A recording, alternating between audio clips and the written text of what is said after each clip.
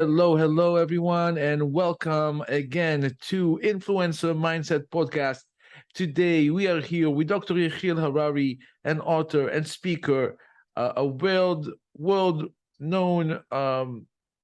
scholar of Torah and Hasidus, who today we are going to start a six series We don't know. We hope so, program, maybe. a course, a program. We still don't know if it's going to be 5, 6, or 7 meetings. We'll see how we're going to continue with it. Each meeting should be about 25 to 35 minutes. We are going to break down the basic concept of the Tanya as a self-help and self-growth book that contains within it all the psychological tools that the Torah and Judaism is offering to us in a very practical way. And Dr. Yehiel Harari is one of the experts in the world in that field. And I feel blessed and very merited that we are really starting to make this series. Very excited about it. How are you, Dr. Yehiel Harari? Great. Thank you very much for the introduction. You're very, very welcome. So we know that really the Tanya is such a profound book. It's really an unbelievable tool that was given to humanity by an unbelievable soul, Rabbi Zalman Ashneo Miladi, which lived around 240 something years ago, right? 20, 30 years ago. We are speaking about 1745 he was born, and 1813 he passed away. Yeah, and really, and he wrote many different books, but really, the Tanya was the practical book to help people deal with everyday challenges, and the Alter Rebbe obviously figured out through learning Torah and Kabbalah that the human's emotions are the most profound and the most important part of human existence, because that's what moves us. That's what makes us do what we do and feel how we feel. And that's determined if we are living a good life, if we're living more, we're living less, we're living happily or not. And the Tanya is really one of those tools that helps us really break through all the negative emotions and really start living life in a godly way. Can you elaborate a little bit more for us? I want to start maybe with example, a very mundane example. Maybe you heard about Dana White. He's the UFC manager. And I saw a short TikTok about him. He met a doctor that told him you have 10 years to live because he ate junk. And he's a very talented guy. He succeeded to promote the UFC, you know, the UFC. And to promote the UFC to something very, that people all over the world watch it. And this doctor told him, you have 10 years to live. And before he told him that, he had a problem to stop eating junk, to change his nutrition, to think differently about his health. And he's a healthy guy, but he just ate too much. And he said, the moment I knew that I'm going to die, he started to be scared. Fear filled him. And he changed. This doctor told him, gave me 10 weeks and I'll change your life and change the way you eat, and the only thing he did is like adopted the keto diet and fasted about 16 hours a week. And the change started when he was afraid.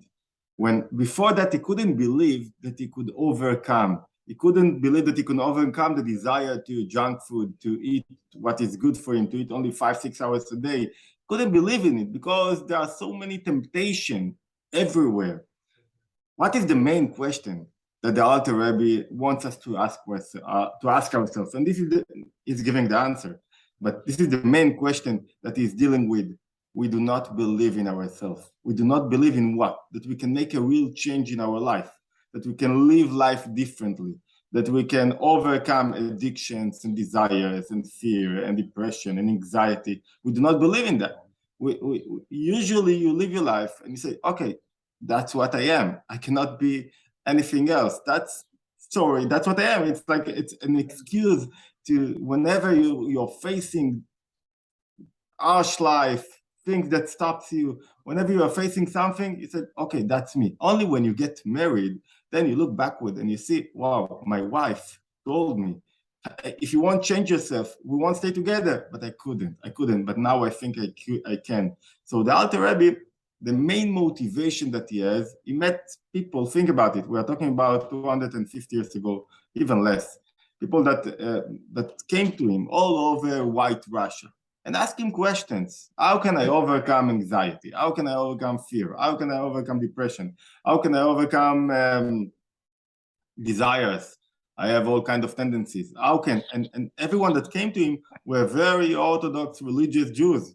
They were Orthodox. Back then, there weren't yet non-religious, non-Orthodox Jews. And they came to him and they had problem with their connection with the divine. They had problem with themselves. They couldn't believe in themselves. And he noticed that those problems are something very natural that are embodied in our life. We have it like there, Maimonides says, you won't find even one person that is not struggling with something. We all have some kind of disease, it called it, machala. We have some kind of disease. Sometimes you are not aware to that. If you are not aware to this disease, you will face hardship. Why? Because you don't know what you have to rectify. And we came to this world in order to rectify. To rectify what? Rectifying the word, it means rectifying myself. When I rectify myself, I am a small word, our sage says, and when I rectify myself, I rectify the word. So what let's like a bit find the right path for, we are trying to look, this is a very complicated book with so many ideas. You can learn all the ideas. It's like getting down from the mountain and going into the wild forest and looking here and there. This is one way to learn the book. And there is another way to learn the book, to see from above. What's the main questions that he is asking? What he wants from us? What he wants from ourselves? And this is the most important thing. Can you change yourself? Can you see yourself in an higher place? Can you believe in yourself that you can be a better person? Not only better in the sense of a very positive one and a person that is going to do deeds, but better to reveal more of your attributes to the words, to be a better Uzi Moses. And this is his main question. This is his main motivation, because he knows if you are not going forward, you're going backward. If you're not discovering godliness in your life, that means you discover only yourself and you're busy only with yourself. And if you do not feel with love and fear, love and awe to the world, you won't have wings that will push you forward and will help you interact and do things.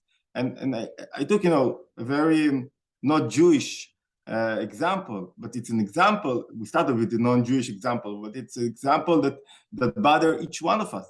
Can I lose weight?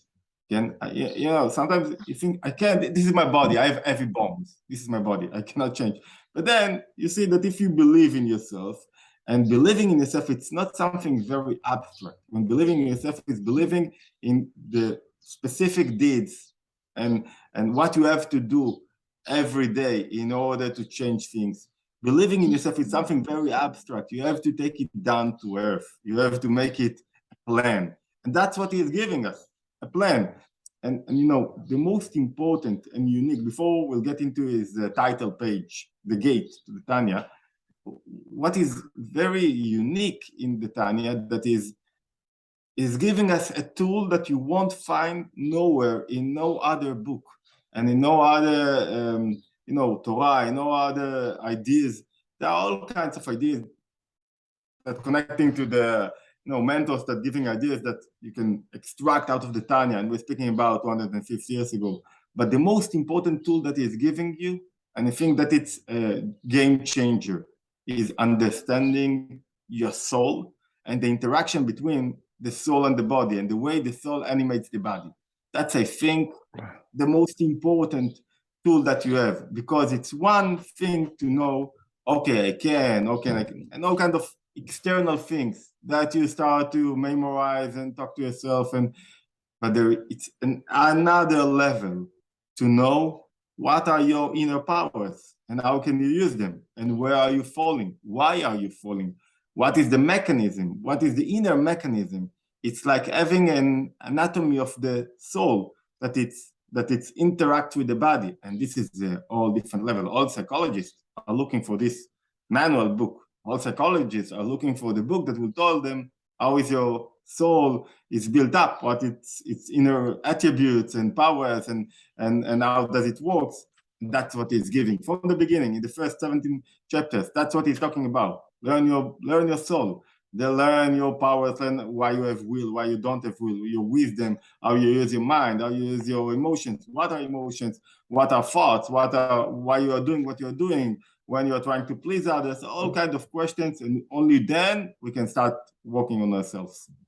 Sounds good. What do you think the main goal here of the Alter Rebbe with the Tanya? Like, what are we? Okay, let's just say we know we need to correct a lot of things. That we need to work on ourselves. Let's just say we worked on ourselves. We moved from the level of, let's say, Russia, which is a selfish person, to a level of Benoini, which is somebody who is really out there for society, for humanity, right? But the question that I'm asking is the end goal of all of this.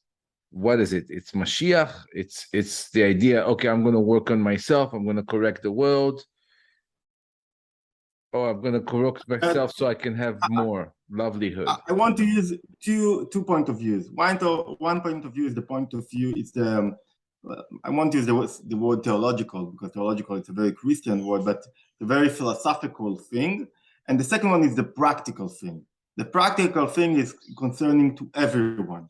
The philosophical thing, it's what is the philosophical question that he's asking?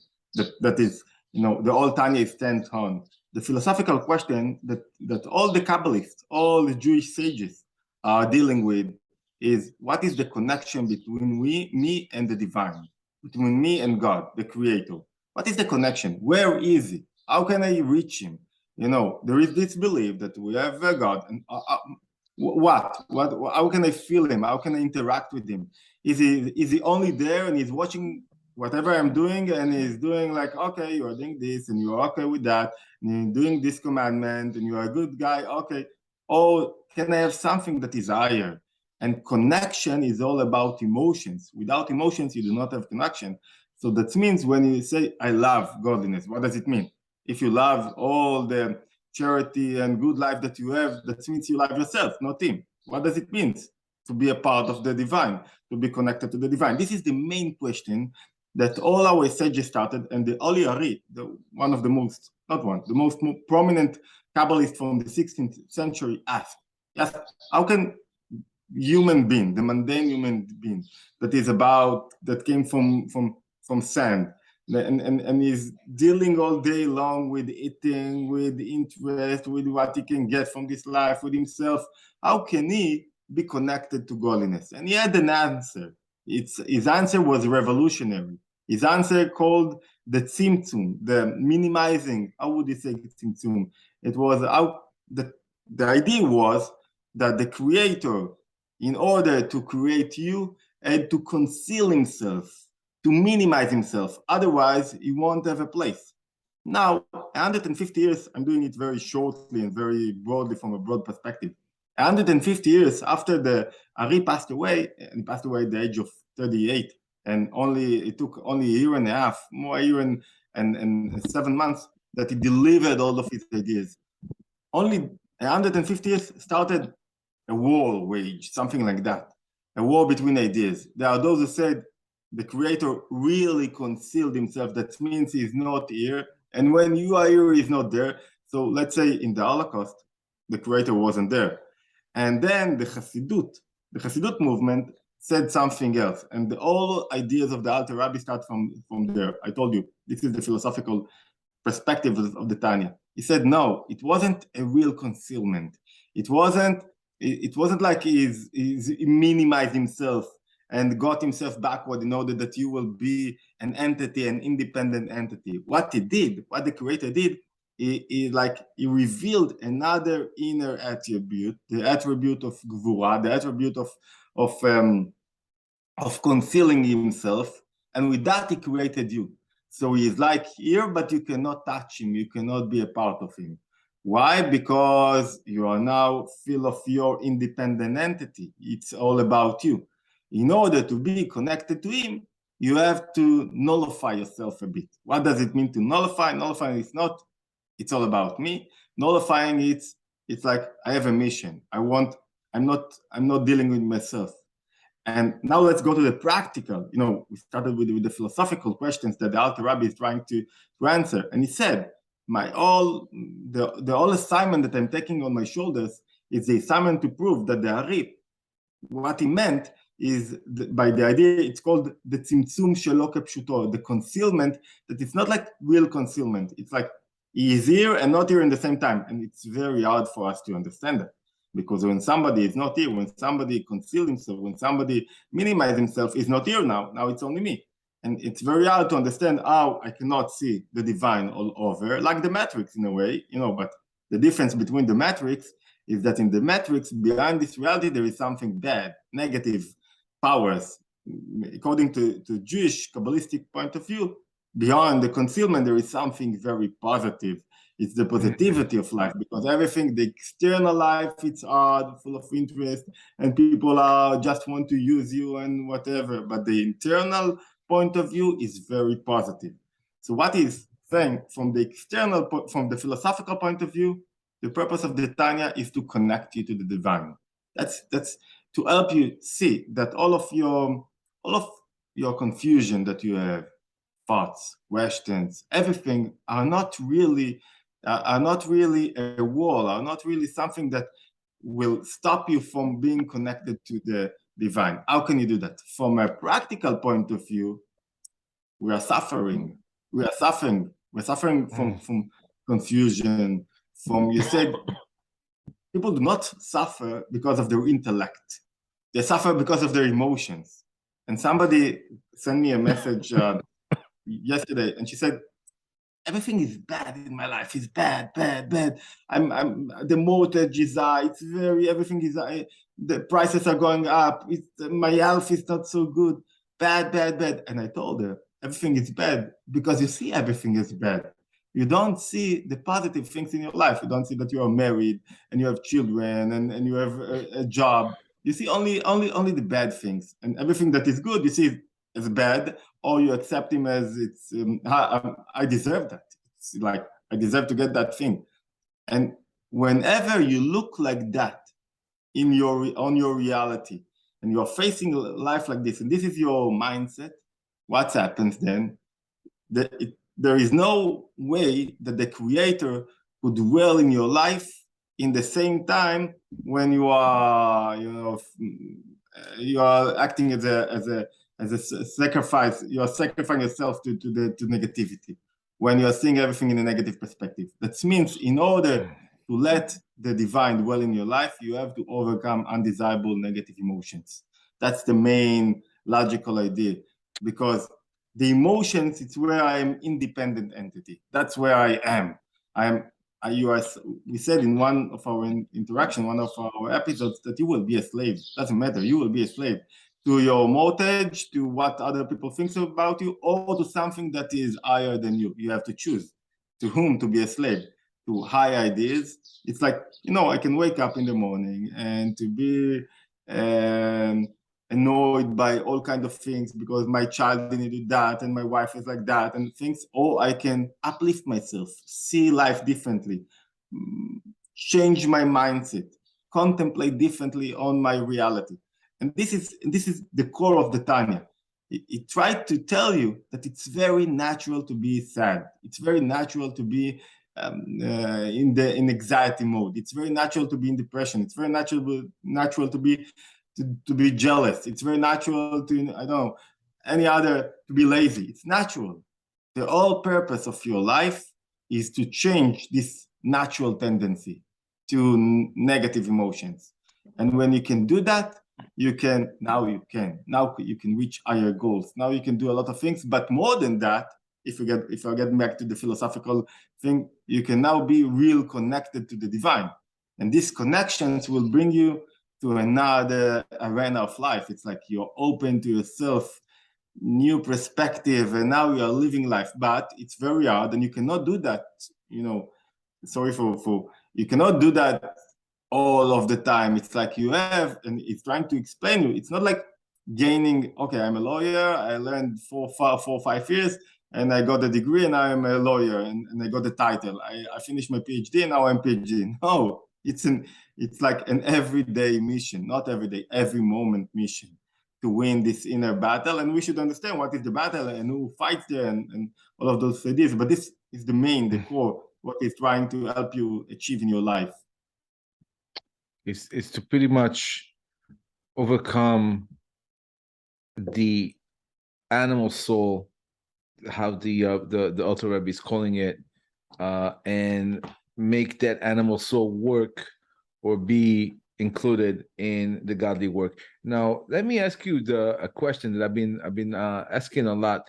People are telling me that, for example, the Tanya talks about human emotions, which is something that pretty much every human being can relate to, regardless of religion, geographical location, or language. As long as they can understand what you're telling them about emotions, they'll know, because they have feelings. They're humans.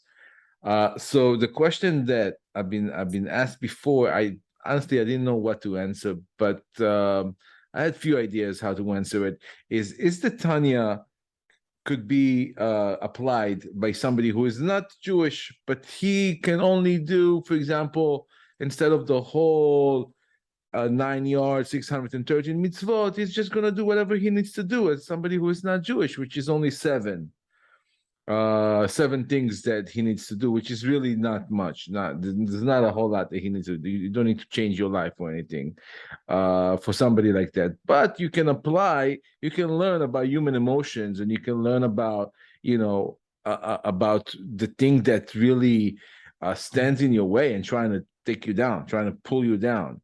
And it's all those negative emotions. And I'm telling you, I mean, like you said, there is no human beings who doesn't deal with some kind of struggle, some kind of something, That's the way we were born. That's our life mission. You think that your life mission is to achieve goals, to open a new business, to do another exit or something like that. But your real life goal is to let's say, navigate your undesirable or desirable emotions, to navigate your inner engine, in order that you will feel good in the moment. This is a very important question, and a big one. I'll answer it shortly. Of course, there are parts in the Tanya that appeals to non-Jews. And even the Lubavitcher Rebbe said that the second part of the Tanya that explains the connection between godliness and the creator and the creation, it's something that everyone should learn. I myself wrote 2 books that lean on the Tanya, that were sold to not only translated to English, but also translated to Chinese, where there are no Jews at all, that wanted to learn the wisdom of the Jewish secrets, the Jewish secrets, or the wisdom, the Jewish wisdom, and things like that. And there is a lot of wisdom that Hasidism brought to the world. And if I think Hasidism was revolutionary at the time, and all over people learn from Hasidism. You would find major ideas about existentialism and about the way to live in all other kinds of mentoring. And even today, there are a lot of mentors that speaking a bit in the sense in the terms of Hasidism, in the terms of the Alter Rebbe, what he suggested of Jewish psychology. But there are all kinds of layers in the Tanya. There are layers on layers on layers, and depends which layer you are speaking. There is this layer to just overcome, why you are going to non-Jews, even to non-religious learners. There is a major appeal of the Tanya. The appeal is how to now, they don't want to be connected to the Creator. They don't care about the Creator. They do not believe even in the Creator sometimes. And I have people that are learning, they're just learning Tanya, and they just want another tool to what? To understand themselves better. If you have here, you said you have something of anatomy of the soul, and it's very profound one, and it's very important. Let me taste it. And they see it works and it changes people's life, and they want to use it, but they don't want no commandments, no creator, and no not being attached to something that is higher than you. And they can use part of the tools in the Tanya. There are all kinds of tools, all kinds of messages, all kinds of layers, as we said. But of course, there are messages that everyone can use. And you know what I think that we should use? I'm sorry, I think we should use to just What? stand in front. I think we should stand in front of the gate page of the title page, the page that he himself wrote. Maybe I'll share it. I think maybe I'll share it for 1 minute or two. What do you think? Yeah, please do. Okay, let's see it. We have it over here. Title page. You can see it. Okay. I think just to is sometimes you are struggling, and sometimes I can tell you about myself and from hundreds of people that I learn with them, Tanya, from the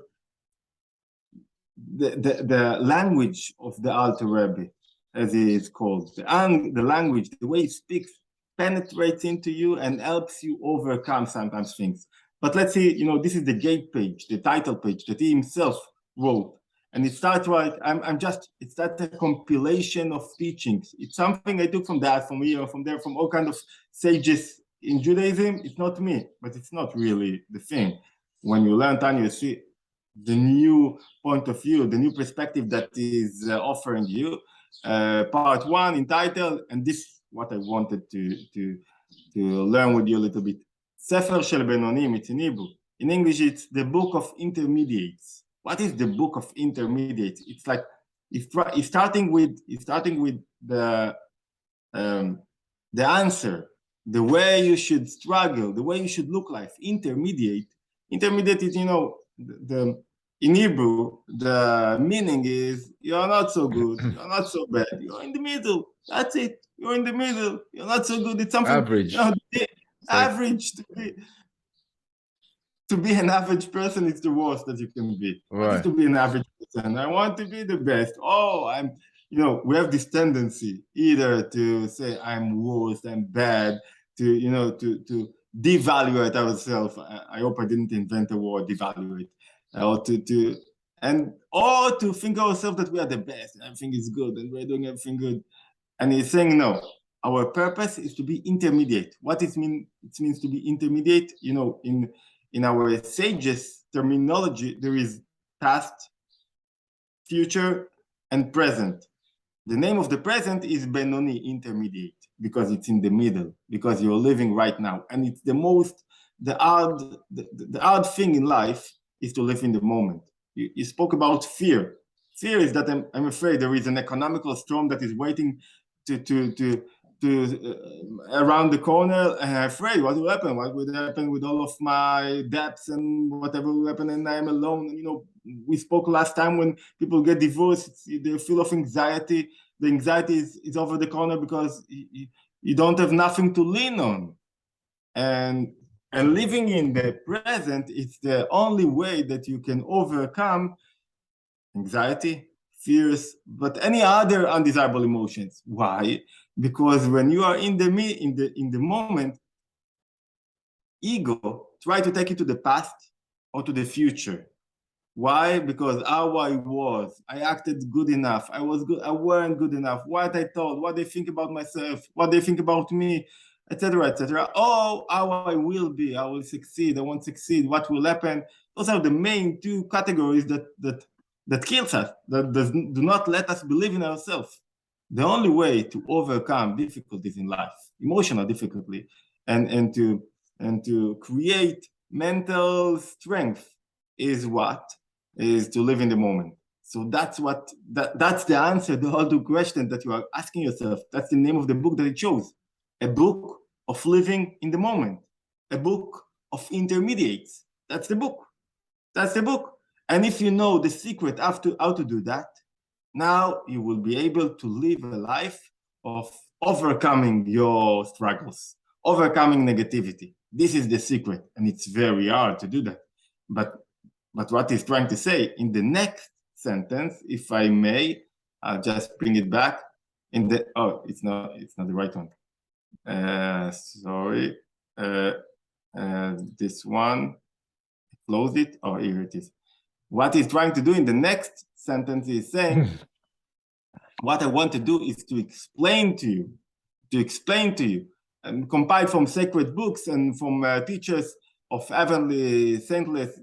We won't get into everything here, but what I'm trying to say, that it is very near to you. For this thing is very near. It's bringing from the fifth book of in the Torah. It's very near to you, in your mouth, in your heart, and you may do that. That means, yes, you can live in the moment. You can change when you change your thoughts, your deeds, and the way you speak, you can do it. It's not about changing yourself. I remind you, the main question is, can I change myself? How can I believe in myself? You cannot change yourself. You cannot change yourself. You can change yourself only in one place. You cannot be another Uzi. As couples that are living together for 20 years, they cannot change themselves, really. But what you can do, you can change the way you think. You can change the way you speak. You can change the way you do things. When you change that, it's like we'll speak about it. It's the garments of the soul. It's the external ways that I can manifest myself. When you can do that, only then you can live in the moment. What does it mean? If you can control your thoughts and navigate them in the sense that I won't think about the future. I'll think only about what I'm saying right now. I'm here in the moment. When I can do that, I can overcome negativity. I can overcome undesirable emotions, and only then I can interact with the divine.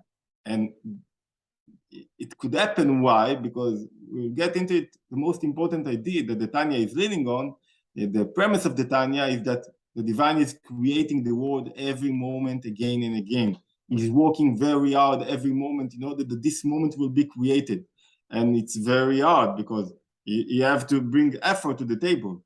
And when you create your moment, that means you are living in the moment, you become a partner. He is your God, is your partner to the creation of the meaning of this moment. Now you have the real life, because real life, it's not about new Tesla, going aboard, enjoying life. Enjoying life is to discover the right emotions, and the right emotions are those that are not control you, but you navigate and control them. And this is the title page. It wants to tell you, okay, come with me, and we'll succeed to do that.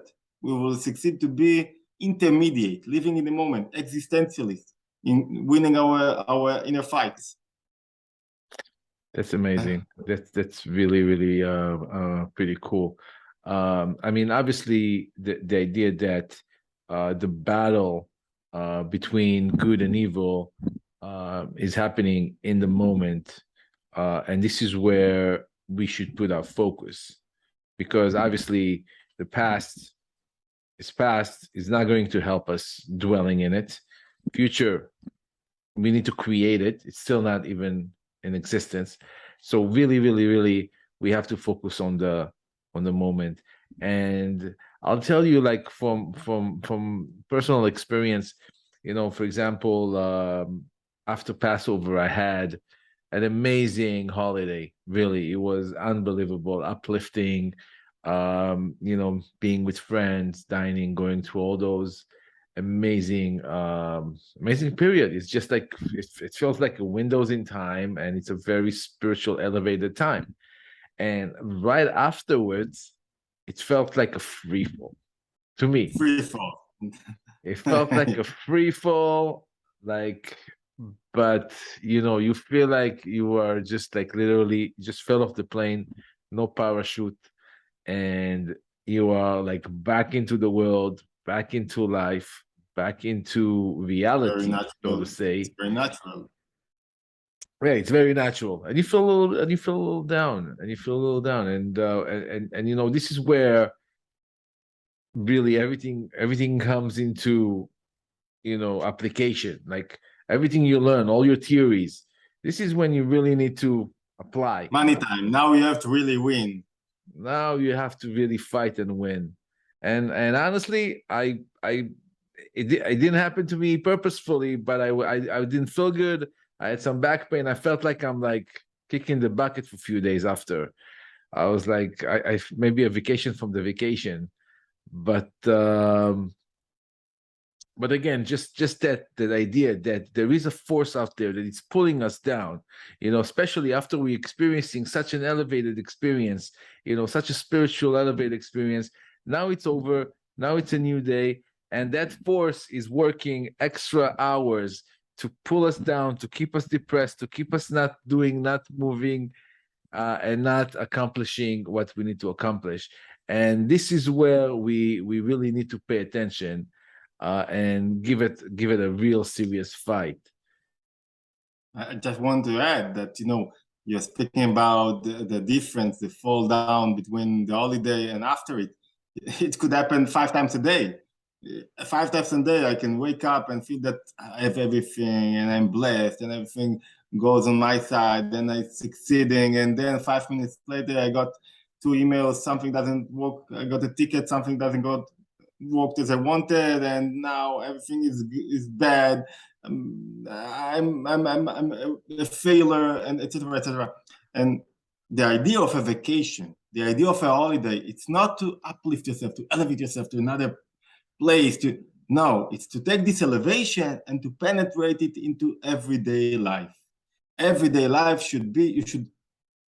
I think that the challenge or the test that you succeed to really implement the ideas of the Tanya is that you wake up on Sunday morning in Israel, in United States, Sunday morning you're on vacation, Monday morning, let's say, you're waking up in Monday morning and you go to, and maybe Sunday evening or Saturday evening, that depends where you are, and you wake up and you are full with passion and enthusiastic to go to the new day, new week. It's not like you are afraid from the world. The opposite. You feed yourself with your mindset is different now. I remember that's what happened to me about 25 years ago.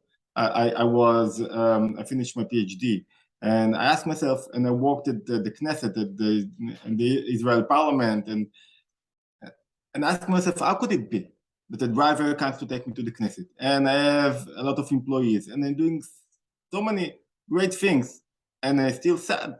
And it's not only sad, it's like I didn't go to a therapist, but I think it's a bit of anxiety, a bit of sadness, a bit of stress, all together. I ask myself, how could it be? How could it be? Everything goes well. I have a beautiful wife, beautiful house, everything great. How could it be that I'm suffering? What is going on over here? And then you learn that it's not about the external experience that you are facing. It's all about understanding your inner attributes, your inner emotions, and the way you should control them. And when you have, and the whole idea of vacation is not that you will need a vacation on the vacation, that you will get out of vacation and you will go to feel yourself in order that you will go to conquer the world. So if you got back from a vacation and it didn't do that, it's like you need another vacation, that means the vacation wasn't good enough because you didn't contemplate it in the way you should live. And that's the whole idea of the Tanya. That's why I fell in love with the Tanya about less than 20 years ago, 16 years ago. And I said, wow, there is a person, a sage, a Jewish master, whatever, and that really understands what is going on in me. He wrote it 220 years ago.